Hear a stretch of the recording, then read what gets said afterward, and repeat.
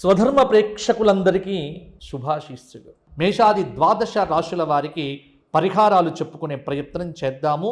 వీరికి ఎలా ఉన్నాయి టూకీగా నేను చెప్పేటువంటి ప్రయత్నం కూడా చేస్తాను.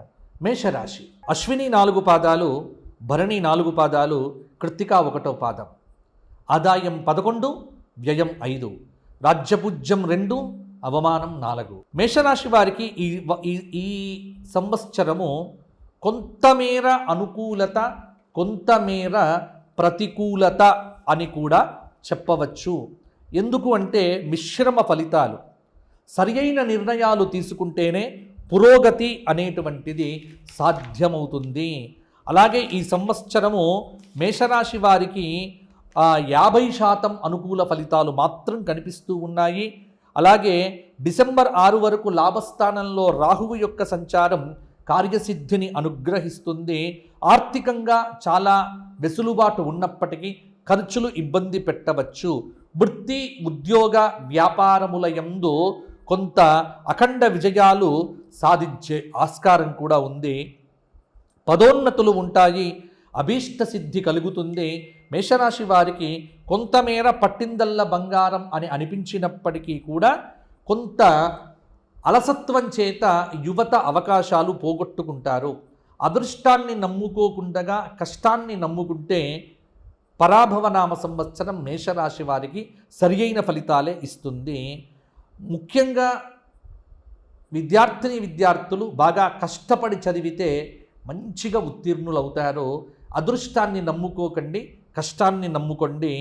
సౌమ్యంగా మాట్లాడండి, వాదనలు పెట్టుకోకండి. మేషరాశి వారికి ఈ సంవత్సరం అంతా కూడా శివధ్యానము, శివాలయ దర్శనములు చేసుకోవటం వల్ల మరిన్ని యోగదాయకమైన ఫలితాలు కలుగుతాయి. మేషరాశి విద్యార్థులు దక్షిణామూర్తి స్తోత్రపారాయణం చెయ్యండి ఈ సంవత్సర కాలమంతా. మేషరాశి వారు ప్రతి అమావాస్యకు గోవుకు ఏదైనా ఆహారాన్ని తినిపించండి, మంచి ఫలితాలు కలుగుతాయి.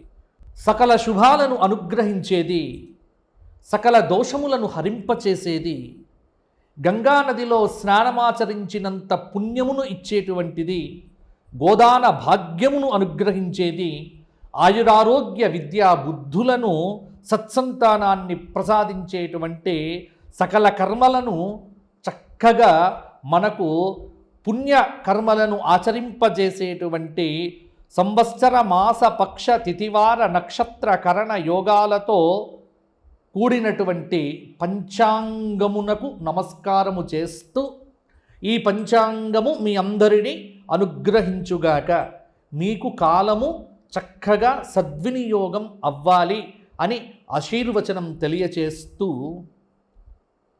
కాలగమనంలో ఒక సంవత్సరం గడిచిపోయింది. ఇది పరాభవనామ సంవత్సరం అనే పేరుతో మన ముందుకొచ్చింది. యుగాది అంటే బ్రహ్మదేవుడు సృష్టి చేసిన మొదటి రోజు అని అర్థం. ఇలా ఆరంభమైనటువంటి సృష్టి నేటికి 198,85,85,126 సంవత్సరాలు గడిచి 127వ సంవత్సర ప్రారంభంలో ఉన్నాము. అంటే ఈ పరాభవనామ సంవత్సరము మనకు కలియుగం, అంటే సృష్టి ప్రారంభమైన తరువాత 28 మహాయుగాలు. ఈ 28వ మహాయుగంలో కృతయుగం, త్రేతాయుగం, ద్వాపరయుగం గడిచిపోగా కలియుగం ప్రారంభం కాగా, ఆ కలియుగంలో మొదటి పాదంలో 5127వ సంవత్సరంగా మన ముందుకొచ్చింది పరాభవనామ సంవత్సరం. పరాభవనామ సంవత్సరం మనకు ఆంగ్ల సంవత్సరం ప్రకారం 2026 మార్చి 19 నుంచి 2027 మార్చి వరకు. ప్రభవాది 60 సంవత్సరములలో 40వ సంవత్సరమే పరాభవనామ సంవత్సరం. ఇక్కడ పరాభవ అనేటువంటి పేరు ఏమిటి? పరాభవతి తస్య భావః కర్మవ, పరాభవాన్ని ఇచ్చే సంవత్సరం అని ఒక అర్థంలో తీసుకోవచ్చు. పరాభవం అనేటువంటి పదమునకు ఓటమి, అగౌరవం, అవమానం, ఇలా చాలా నానా అర్థాలు కనిపిస్తూ ఉన్నాయి. పరాభూతః తిరస్కృత జనైరితి పరాభవ అని ఈ పరాభవ శబ్దమునకు వ్యుత్పత్తి కూడా చెప్పడం జరిగింది.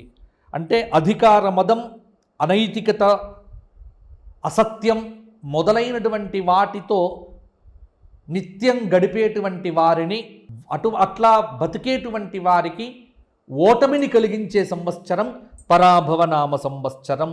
కాబట్టి పేరును చూసి భయపడకండి.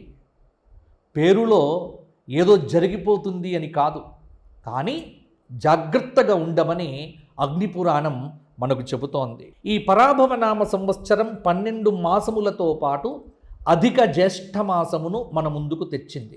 384 రోజుల పరాభవ నామ సంవత్సరం మీ అందరికీ బాగుండాలి అని కోరుకుంటూ పంచాంగ పఠనం అనేటువంటిది ఇక్కడ నేను ప్రారంభం చేస్తున్నా. పంచాంగంలో ముందు పరాభవ నామ సంవత్సర శ్లోకం ఉంటుంది ఒకటి. ఏం జరుగుతుంది ఈ పరాభవ నామ సంవత్సరం అంటే, పరాభవాబ్ధే రాజానః ప్రాప్నువంతి పరాభవం భవంతి క్షుద్రధాన్యాని ప్రభూతాని సువృష్టయః. పరాభవాబ్ధే రాజానః ప్రాప్నువంతి పరాభవం. ఈ పరాభవనామ సంవత్సరంలో రాజులకు పరాభవం కలుగుతుంది. అలాగే దేశంలో, రాష్ట్రాల్లో చక్కగా వర్షాలు కురుస్తాయి. పరాభవనామ సంవత్సర అధిష్టాన దైవానికి ఒక పేరు, నర్యాపసహ అనే పేరు కలిగినటువంటి అగ్నిదేవుడు.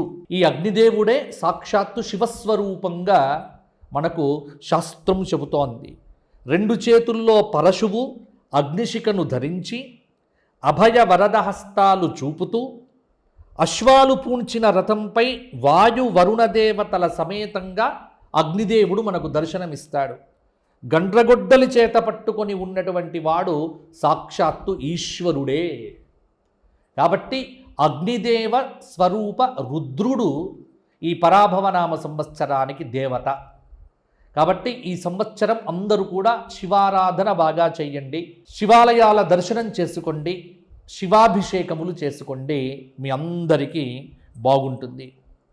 ఇక ఈ సంవత్సరం విశేషం ఏంటంటే 9 మంది నవనాయకులు మనకు ఉన్నారు.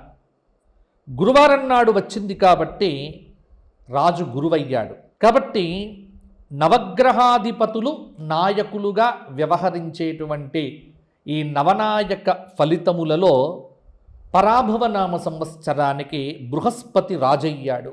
దాదాపుగా 9 గ్రహముల ఆధిపత్యముల్లో 7 శుభగ్రహములకు ఆధిపత్యం, 2 పాపగ్రహములకు ఆధిపత్యం రావటం చేత ఈ పరాభవనామ సంవత్సరంలో ప్రజలకు శుభాలు అధికంగా జరుగుతాయి అనేటువంటి ఒక సూచన మనకు కనిపిస్తూ ఉన్నది.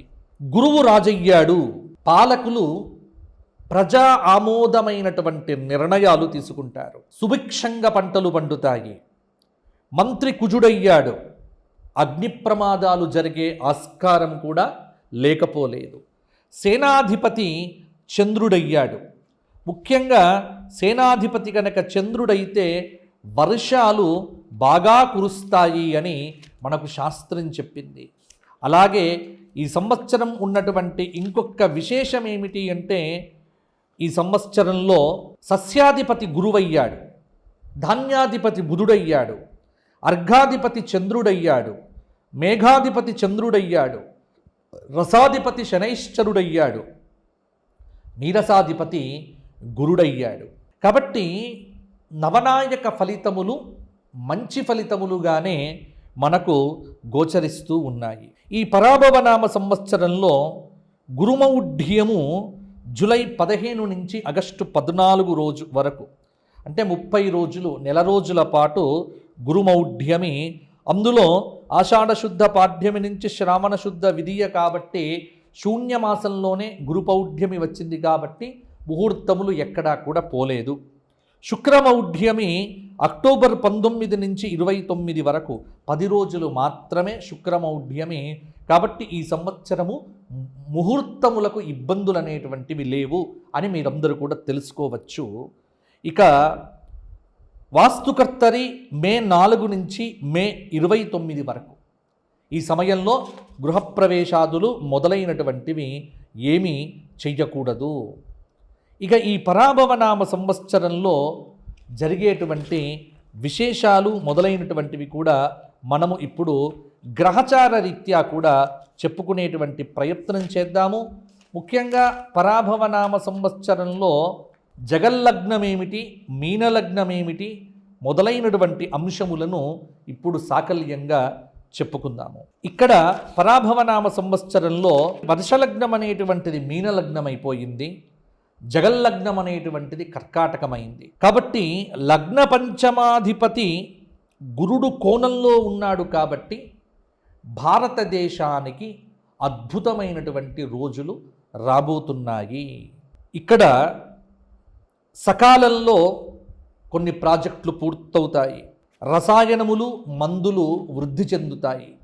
ఈ సంవత్సరం పరాభవనామ సంవత్సర ఫలితాంశమును కనుక మనం చూస్తే జగల్లగ్నం మీనం కావటం, ఈ సంవత్సరం చతుర్థ కేంద్రంలో గురువు ఉండి లగ్నాన్ని వీక్షించడం చేత అధికారులు సహాయపడతారు. లగ్న శని దశమానికి గురువీక్షణ వల్ల ఉపయోగ నిర్ణయాలు తీసుకోవటానికి ఆలస్యమైన పనులు మాత్రం జరుగుతూ ఉంటాయి. దేశీయ ఉత్పత్తి రంగం చాలా అభివృద్ధిలోకి వచ్చేటువంటి అవకాశం ఉంది. కేంద్ర ప్రభుత్వము ఈ సంవత్సరము సుస్థిరమైనటువంటి పరిపాలనను అందిస్తుంది. 100% దాదాపుగా అద్భుతమైనటువంటి పరిపాలన అందించే ప్రయత్నం చేస్తుంది. రవాణా అంతరిక్ష వ్యవస్థలో కొన్ని లోపాలు కనిపించే అవకాశం ఉంది. ఈ ఏడాది ప్రభుత్వం, అటు కేంద్ర ప్రభుత్వము ఇటు రాష్ట్ర ప్రభుత్వాలు ఈ రెండూ కూడా ఖచ్చితంగా కఠినమైనటువంటి నిర్ణయాలు తీసుకుంటాయి. 2 తెలుగు రాష్ట్రాల్లో పరిపాలన కొంతమేర అద్భుతంగానే కొనసాగుతుంది. ప్రాజెక్టులు, గృహ నిర్మాణ పనులు డబ్బులు లేక ఆగిపోయే అవకాశం కూడా ఉంది. అలాగే ప్రభుత్వాలు అనేక బాధ్యతలు మోస్తూ సంక్షేమ రంగానికి ఉచితాలకు చాలా డబ్బులు ఖర్చు పెట్టడం వల్ల కొంత ప్రజల్లో బానిసత్వం అనేటువంటి, అంటే ప్రజల్లో కొంత అలసత్వం అనేటువంటిది పెరిగే ఆస్కారం ఉంది. పరిపాలనా విధానంలో కొన్ని మార్పులు చేర్పులు కూడా కనిపిస్తూ ఉన్నాయి. ఇది దాదాపుగా ఈ సంవత్సరం, ఈ పరాభవనామ సంవత్సరము అస్సాంలో, పశ్చిమ బెంగాల్లో, తమిళనాడు, కేరళ, పుదుచ్చేరి చాలా రాష్ట్రాల్లో ఎన్నికలు జరుగుతాయి. దాదాపుగా అక్కడ గతంలో విజయాన్ని పొందినటువంటివే తిరిగి విజయం పొందే అవకాశాలు మనకు కనిపిస్తూ ఉన్నాయి. ముఖ్యంగా ఈ సంవత్సరం ఏమిటి అంటే చాలా వస్తువుల ధరలు పెరుగుతాయి, ఖర్చులు విపరీతంగా ఉంటాయి. మధ్యతరగతి వారు కొంత ఇబ్బంది పడే ఆస్కారం కూడా ఉంది. పొదుపు సూత్రాన్ని మీరు అమలు చెయ్యకపోతే చాలా ఇబ్బందులు ఎదుర్కోవలసి ఉంటుంది. ఆర్థిక స్థిరత్వం లేకపోవటము, యుద్ధ భయం వల్ల స్టాక్ మార్కెట్లు కుదేలు కావటము, తులం బంగారము 2 లక్షలు దాటి ఇంకా పరిగెత్తుతూ ఉంటుంది. బంగారం కానీ వెండి కానీ పరుగు పంద్యాన్ని ఆపడం అనేటువంటిది కష్టం. సామాన్య ప్రజలకు, మధ్యతరగతి కుటుంబీకులకు బంగారం కానీ వెండి కానీ కొనడం అనేటువంటిది కష్టంగానే ఉంటుంది. అలాగే స్టాక్ మార్కెట్లలో కానీ మిగతా ఎక్కడా డబ్బులు పెట్టొద్దు. ఉన్న డబ్బులు పొదుపుగా దాచుకునే ప్రయత్నం చేస్తే కనుక ఈ సంవత్సరం కొంత అనుకూలంగా ఉంటుంది. ఇక కొత్త వ్యాపారాలు మొదలు పెట్టకుండా పాత వ్యాపారాలనే కంటిన్యూ చేయండి. వ్యవసాయం అనేటువంటిది వర్షాలు బ్రహ్మాండంగా కురిసే అవకాశం ఉంది. వడగళ్ల వానలు అప్పుడప్పుడు నష్టాన్ని కూడా తీసుకొని రావచ్చు. గత సంవత్సరం కంటే ఈ సంవత్సరం పంటల విషయంలో కొంత మేలనేటువంటిది ఉంటుంది. విద్యారంగంలో మార్పులు చాలా వరకు బృహస్పతి రాజు కావటం చేత జరిగే ఆస్కారం అనేటువంటిది కనిపిస్తూ ఉన్నది. ఇక ముఖ్యంగా యువత, భారతదేశ యువత సోషల్ మీడియా, అలాగే రీల్స్ పిచ్చిలో పడిపోయి సమయాన్ని బాగా వ్యర్థం చేసుకుంటారు. గత ఏడాది కంటే ఈ సంవత్సరము కుజుడి యొక్క ప్రభావం కావచ్చు, కుజ శని యుతుల యొక్క దేశారిష్ట యోగాదులను పరిశీలన చేసి చూస్తే యువత నేర ప్రవృత్తి ఈ సంవత్సరం పెరిగే ఆస్కారం ఉంది. భవిష్యత్తు లక్ష్యాల మీద యువత అదుపు తప్పే అవకాశం కూడా కనిపిస్తూ ఉన్నది. ఏడాదిలో బృహస్పతి 3 రాశులు మారటం ఒక అరిష్టము అని చెప్పవచ్చు. ఉగాది నుంచి జూలై 10 వరకు కాలసర్ప యోగము, పంటలకు కాస్త ఇబ్బంది కలగవచ్చు. ఏడాదంతా మీనరాశిలో శని సంచారము చిన్న చిన్న ఇబ్బందులు ఉంటాయి. నవంబరు నుంచి డిసెంబర్ వరకు 10 వరకు గ్రహాల స్థితిగతుల కారణంగా ఇటు తెలుగు రాష్ట్రాల ముఖ్యమంత్రులు, అటు భారతదేశ ప్రధానమంత్రి జాగ్రత్తగా ఉండవలసినటువంటి సమయము. కాబట్టి ఈ సంవత్సరము దేశారిష్ట యోగాలు కూడా, కాలసర్పాది యోగాలు కూడా ఉండటం చేత ఈ సంవత్సరము కొంత ఇబ్బందిగా ఉండేటువంటి ఆస్కారం కూడా ఉంది.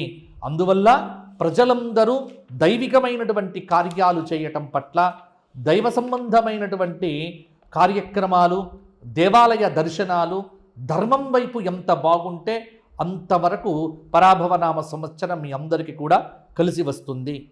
ఎవరైనా వ్యక్తిగత జాతకాలకు సంప్రదించాలంటే కింద కనిపిస్తున్న నెంబర్కు ఫోన్ చేసి అపాయింట్మెంట్ ద్వారా వ్యక్తిగత జాతకాలు తెలుసుకునే ప్రయత్నం చేయండి. రోజుకు 1-2 కంటే ఎక్కువ కాల్స్ మాట్లాడడం జరగదు. మా వివరాలకు ఇంకా కింద కనిపిస్తున్న నెంబర్కు ఫోన్ చేసి తెలుసుకోండి.